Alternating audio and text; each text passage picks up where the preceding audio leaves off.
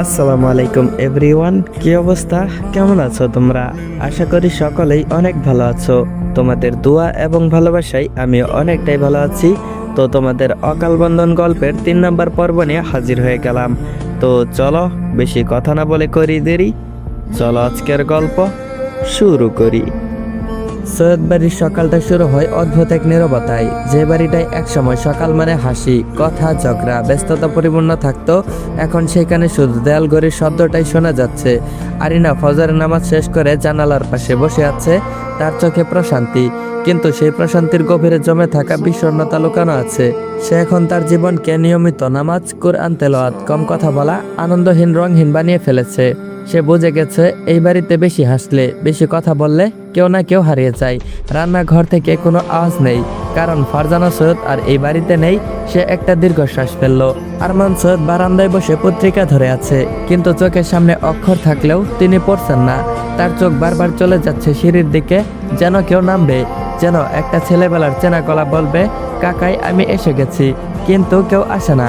ভেতরের ঘর থেকে ধীর পায়ে বেরিয়ে এলো আশরাফুল সৈয়দ। চুলে পাক ধরেছে অনেকটা, চোখের নিচে গভীর কালে জমে গেছে। যে মানুষটা এক সময় শক্ত, ধীর, কর্তৃপরায়ণ ছিলেন, এখন তাকে দেখলে মনে হয় ভেতর থেকে ভেঙে যাওয়া একটা রোগী। তিনি আরমান সৈয়দের পাশে এসে বসলেন। দুজনের মাঝে দীর্ঘ নীরবতা। শেষমেশ আশরাফুল সৈয়দ গলা খাকারি দিয়ে বললেন, আরিনা উঠেছে? আরমান সৈয়দ মাথা নাড়ালেন আর বললেন, হ্যাঁ উঠেছে। নামাজ পড়ে জানালার পাশে বসে আছে। আর কিছু কথা হলো না, কারণ দুজনেই জানে এই বাড়ির সবচেয়ে বড় অনুপস্থিতি কার। দুপুরে আরিনা নিজেই খাবার পরিবেশন করেন, চুপচাপ মাথা নিচু করে। হঠাৎ আশরাফুল সৈয়দের হাত কেঁপে ওঠে, হাতের ঠেলা থেকে পানির গ্লাসটা পড়ে যায়। আরিনা অবাক হয়ে তাকায়। বড় আব্বু, তুমি ঠিক আছো তো? শরীর খারাপ হয়েছে নাকি তোমার? আশরাফুল সৈয়দ দ্রুত মুখ ঘুরিয়ে নেন আর কণ্ঠ ভারী করে বললেন, কিছুই হয়নি। কিন্তু ভিতরে ভিতরে তিনি জানেন তার কিছু একটা হয়েছে। এটা তিনি নিজের নয় সিদ্ধান্ত শাস্তি মনে করে নিয়েছেন। রাতে ঘুমানোর আগে তিনি ফারজিয়নের পুরনো রুমের দরজার সামনে দাঁড়ান। দরজাটা আজও বন্ধ, কেউ খোলে না। তিনি হাত বাড়ান, আবার হাতটা নামিয়ে নেন। ভিতরে ঢোকার সাহসটা আর হয়ে ওঠে নাই। নিউ ইয়র্ক সিটির সকাল, ক্যাম্পাস ধীরে ধীরে জেগে উঠেছে। চারদিকে ছড়িয়ে থাকা গাছগুলোর পাতায় হালকা বরফ জমে আছে। স্টুডেন্টদের ভিড়, কফির কাপ, ব্যাকপ্যাক আর ব্যস্ততার পায়ের শব্দে ইউনিভার্সিটির প্রাঙ্গণ মুখর। সায়েন্স ডিপার্টমেন্টের বিল্ডিং এর ভিতরে ঢুকলো তিনজন, জিয়ন, জেডি আর আয়ান। তিনজনের হাঁটার ভঙ্গি আলাদা হলেও একটা জিনিস এক, তাদের মুখে কোনো আগ্রহ নেই। জেডি হালকা হাসি দিয়ে বলল, ম্যান মর্নিং ক্লাসেস কুল বি ইলিগেল ব্রো। সকালের ক্লাস অবৈধ হওয়া উচিত ছিল। তার কথায় আয়ান কাজ জাগালো আর বলল, right bro, it's too much boring. এটা খুবই বিরক্তিকর। জিয়ন কিছু বলল না, তার হাত পকেটে ছিল। চোখের দৃষ্টির সামনে বড় পরিষ্কার ও আধুনিক ক্লাসরুম। ক্লাসরুমে ঢুকলেন একজন বয়স্ক লোক, চোখে চশমা, গম্ভীর মুখ, কণ্ঠে কর্তৃত্ব। কিছু স্টুডেন্ট তার দিকে কৌতূহল নিয়ে তাকিয়ে আছে। এই ক্লাসটা মূলত এই টিচারের নেওয়ার কথা ছিল। আজ হঠাৎই টিচার অসুস্থ হয়ে যাওয়ায় তিনি এসেছেন। তিনি এসে তার লেকচার নেওয়া শুরু করলেন। সামনের সারিতে কিছু স্টুডেন্ট আগ্রহ নিয়ে লেকচার শুনছে, আর পিছনের সারিতে বরাবরের মতো বসে আছে জিয়নরা।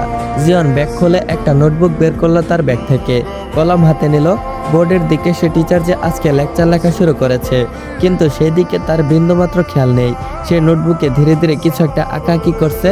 জেডি ফিস ফিস করে বলল, এগেন ড্রয়িং। জিয়ন চোখ খুলে তাকালো আর শান্ত গলায় বলল, it helps me brother. Ayaan কিছু বলল না, সে জানে এখানে কিছু বলেও লাভ নাই। তাই সে ক্লাসে মনোযোগ দেওয়ার চেষ্টা করলো। প্রায় 30 মিনিট একটানা লেকচার দেওয়ার পর লেকচারার থামলেন। তিনি কয়েক সেকেন্ড ক্লাসে পর্যবেক্ষণ শুরু করলেন। তারপর চোখ গিয়ে থামলো জিয়নের দিকে। বোর্ডের দিকে তার কোনো খেয়ালই নেই, সে কিছু একটা আঁকাআঁকি করতে ব্যস্ত।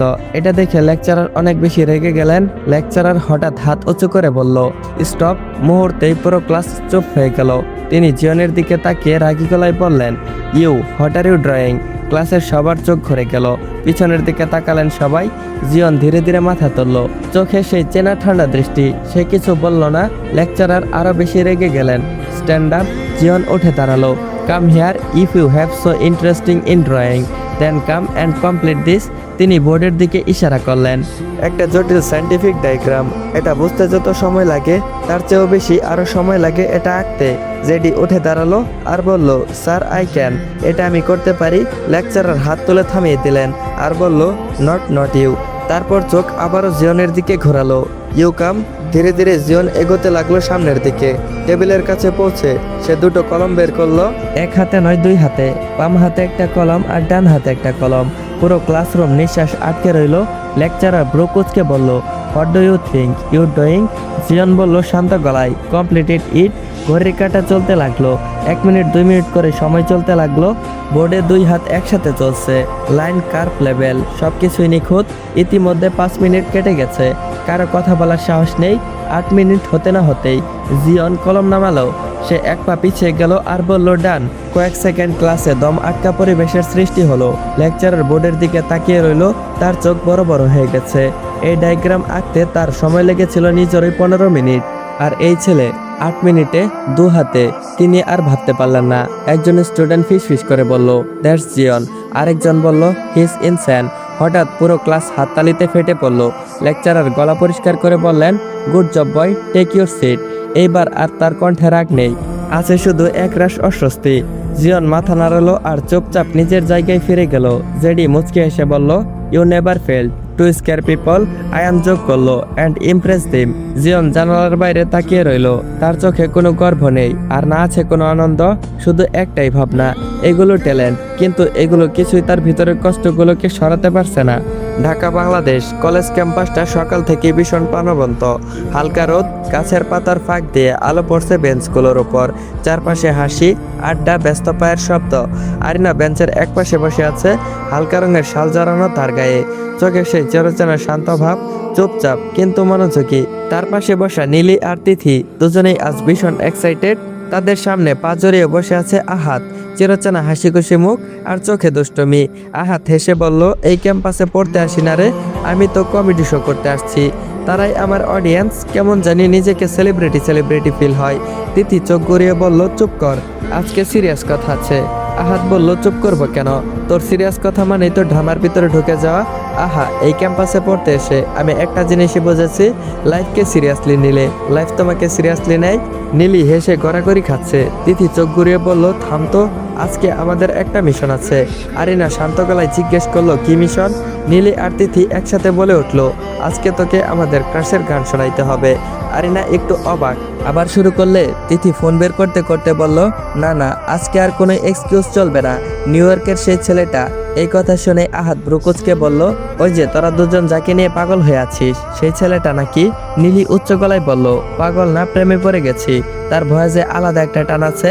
তো তোমরা কি আমার গল্প শুনে অথবা আমার ভয়েস শুনে কেউ প্রেমে পড়তে পারো না? যাই হোক গাইস, মজা করলাম, কেউ আবার মাইন্ডে নিও না। আরিনা শুধু চুপচাপ শুনছিল। সেই সব নিয়ে খুব একটা আগ্রহ দেখায় না, কিন্তু নীলি আর তিথির চোখে আজ অদ্ভুত এক উজ্জ্বলতা। তিথি হাসতে হাসতে বলল, আমার ক্রাশ জিওনের গান আজকে শোনাবই। তিথি চোখ বড় করে আবারও যোগ করলো, জিওন মানেই একের ভিতর সব। এই নামটা শুনে আরিনার বুকে কেমন যেন একটা হালকা কাঁপুনি দিয়ে উঠলো। সে নিজেও জানে না কেন। আহাত ব্রুকুচকে বলল, এটা আবার কে? নতুন কেউ নাকি? আরিনা একটু অদ্ভুত হয়ে বলল, নামটা জিওন, তাই না? নীলি মাথা নাড়ালো, হ্যাঁ, নামটা শুনলেই কেমন জানি একটা অন্যরকম ফিল আসে, তাই না? আহাত মজা করে বলল, আচ্ছা আচ্ছা, দেখি, আমিও দেখি ওর ভয়েসে এমন কি আছে যে তোরা এমন পাগল হয়ে গেছিস। ঠিক তখনই গিটারের হালকা টুংটাং শব্দে চারপাশটা হঠাৎ চুপ হয়ে গেল। হঠাৎ ফোনের স্ক্রিন থেকে ভেসে এলো সেই গম্ভীর ও ভারী হাকি কণ্ঠের সুর। যাই হোক গাইস, এইখানে একটা গান আছে যেটা আমি বলতে চাই না। গানটা যেন শুধু শোনাই যাচ্ছে না, মনের ভিতরে ঢুকে পড়েছে। ছেলেটার মুখ পুরোপুরি দেখা যাচ্ছে না, আধা আলো আধা ছায়া। গিটারের কণ্ঠ আর আবেগ বোঝা যাচ্ছে শুধু। গান শেষ হতে না হতেই চারপাশে কয়েক সেকেন্ড নীরবতা। আহাত হঠাৎ চেঁচিয়ে উঠলো আর বলল, আহা কি ভয়েস, আমি তো পুরাই ফিদা। সে বুক ছাপড়ে বলতে লাগলো, ফিদা মানে আমি আজ থেকে এই ভয়েসের মালিকের অফিসিয়াল ফ্যান। এই ভয়েসের মালিকের পোস্টার আমার রুমে লাগিয়ে রাখবো। নীলি তিথির দিকে তাকিয়ে গর্বের হাসি আসলো, দেখেছিস আমি বলেছিলাম না? কিন্তু আরিনা, সে একটাও কথা বলল না। তার বুকের ভিতর অদ্ভুত একটা চাপ অনুভব হলো। গানটা যেন কোথাও গিয়ে তার বুকের ভিতরে এক অচেনা ব্যথায় হাত রেখে গেল। আরিনা অজান্তে চোখ বন্ধ করে ফেললো। এই কণ্ঠটা কেন জানি তার কাছে মনে হচ্ছে অনেক পরিচিত। আরিনা কিছু ভাবতে পারলো না। হঠাৎ ফোনটার দিকে চোখ পড়লো তার। স্ক্রিনে লেখা জিওন, নিউ ইয়র্ক সিটি। রাত অনেক গভীর। শহরের বাইরে গাড়ির হর্ন, দূরের সাইরেন আর বাতাসে ভেসে আসা শস্য শব্দ মিলিয়ে সবকিছু যেন অদ্ভুত একটা নীরবতা তৈরি করেছে। অ্যাপার্টমেন্টের উঁচু বিল্ডিং এর একদম শেষের ফ্লোরে একটা ঘর। জিওনের বেডরুম। ঘরটা অন্ধকার, কিন্তু পুরোপুরি কালো না। ডিম লাইটের নীলচে আলো ঘরের ভিতরে ছায়ার তৈরি করেছে। বিছানাটা বড়, সাদা নরম চাদর, একদম পরিপাটি করে গোছানোর কোনো ভাঁজ নেই। সেই বিছানার মাঝখানে উদাম গায়ে একটা ছেলে শুয়ে আছে। বুকটা চওড়া, শক্তপোক্ত শরীর, হালকা ক্ষতের দাগ, কিছু ক্ষত পুরনো, আবার কিছু নতুন। চোখ বন্ধ করা, কিন্তু ঘুমটা গভীর না। বিছানার সামনে পুরো একটা দেয়াল জুড়ে বিশাল টিভির স্ক্রিন, এই মুহূর্তে বন্ধ। কালো স্ক্রিনে শুধু নিজের ছায়াটাই দেখা যাচ্ছে। এক পাশের দেয়াল জুড়ে সাজানো ইংলিশ নোবেল, ক্লাসিক থেকে শুরু করে সায়েন্স, ফিলোসফি, সাইকোলজি সবকিছুই আছে। কোনো বই অযত্নে রাখা নেই, সবকিছুই নিখুঁত লাইনে সাজিয়ে রাখা। আরেক পাশে একটা বড় টেবিল, তার উপর একাধিক computer screen, laptop, high drive, electronic gaming device. সবকিছু এমনভাবে সাজানো যেন এই ঘরটা তার থাকার জায়গা নয়, এটা একটা কন্ট্রোল রুম। আরেক কোণে একটা কার্ভার্ডের আলমারি, তার পাশে কাচের একটা সেলফের ভিতরে বিভিন্ন ব্র্যান্ডের অ্যালকোহল, ওয়াইন, উইস্কি সবকিছু বিভিন্নভাবে সাজানো আছে। কিন্তু আশ্চর্যের বিষয় হলো একটাই, এই ঘরে একটাও কোনো মেয়েলি জিনিসের ছিটা ফোটাও নেই। না কোনো ছবি, আর না কোনো পারফিউম, না কোনো স্বাচ্ছন্দ্যের জিনিস। একেবারে শূন্য, ঠিক যেন ইচ্ছে করে দূরে রাখা হয়েছে সবকিছু। আর ঠিক তখনই এই নিখুঁত ঠান্ডা এই রুমের ভিতরে একটা জিনিস চোখে পড়ে। আর সেটা হলো সাদা ধপধপে একটা খরগোশের ছানা, ছোট, নরম, আর চোখ দুটো গোল গোল, পুরো ঘরের সাথে একেবারে বেমানান। খরগোশের ছানাটা ধীরে ধীরে বিছানার উপরে উঠে এসেছে। জিওনের হাত ঘেঁষে গিয়ে বসেছে। জিওন আদর খোলা চোখে বলল, আর ঘুম ঘুম কণ্ঠে বলল, ডোন্ট ডিস্টার্ব মি বানি। খরগোশটা নড়ল না, বরং আরো কাছে এসে তার মাথার উপর হাত রেখেছে। জিওনের ঠোঁটের কোণে এক ফোঁটা অদ্ভুত রকমের হাসি ফুটে উঠল, খুব ক্ষণস্থায়ী। সে চোখ বন্ধ করলো, কিন্তু ঘুম আসছে না।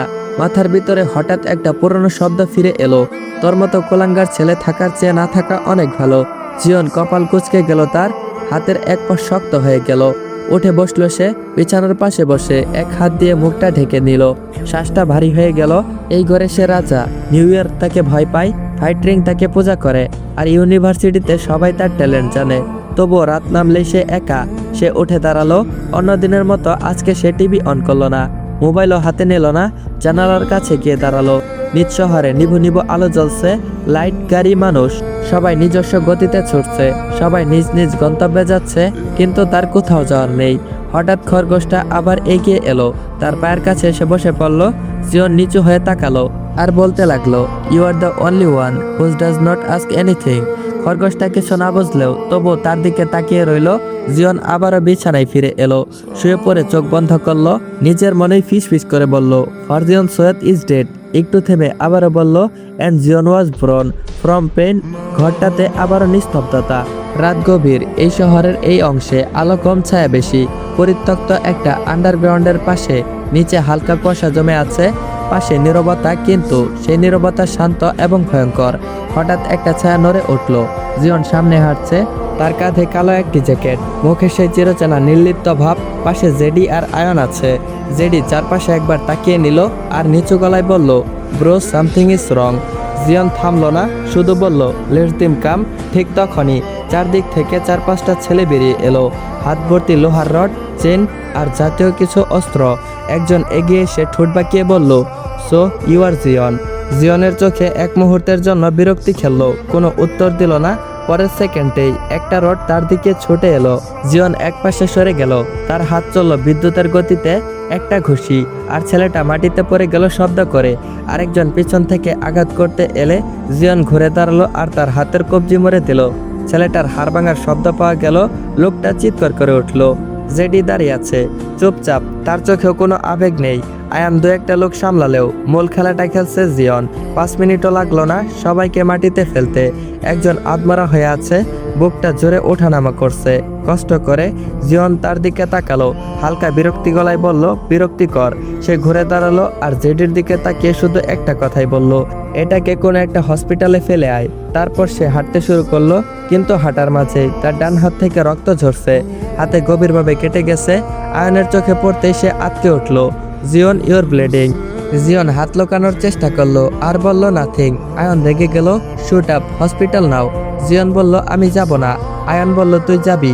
এক মুহূর্তের জন্য তাকিয়ে থেকে জিওন আর কিছু বলল না। সবাই চলে যাওয়ার পর আন্ডারপাসের নিচে আবারও নীরবতা নেমে আসলো।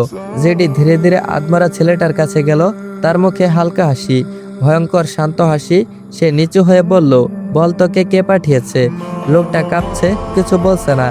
জেডি হঠাৎ তার কাটা জায়গায় পা চেপে ধরলো। মুহূর্তে ছেলেটার চিৎকারে চারপাশে কেঁপে উঠলো। আমি আবারও বলছি, কে তোকে পাঠিয়েছে বল? কাপা কণ্ঠে উত্তর এলো, ডাউনটাউন রেড স্ট্রিক বস মার্কো। জেডির মুখের হাসিটা আরো চওড়া হলো আর বলল, গুড বয়। রেড স্ট্রিক পরিত্যক্ত ফ্যাক্টরি, ভেতরে 10-12 জন লোক, সবাই অস্ত্রধারী। হঠাৎ দরজা ভেঙে একজন ঢুকলো। জেডি কেউ কিছু বোঝার আগেই একজন মাটিতে পড়ে গেল, আরেকজন দেয়ালে ছিটকে পড়ল। সে একাই 100। সে পূর্বের মতোই নিষ্ঠুর, নির্বিকার।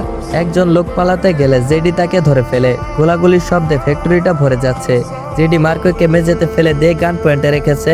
তার চোখে মুখে রক্তের ছেটা ফুটে লেগে আছে। মার্কোর চোখে আতঙ্ক। সে কাঁপতে কাঁপতে বলল, প্লিজ ফরগিভ মি। জেডি ধীরে ধীরে কাছে গেল আর নিচু হয়ে তার দিকে তাকিয়ে তার কানের কাছে বলল, তোকে আর মাফ।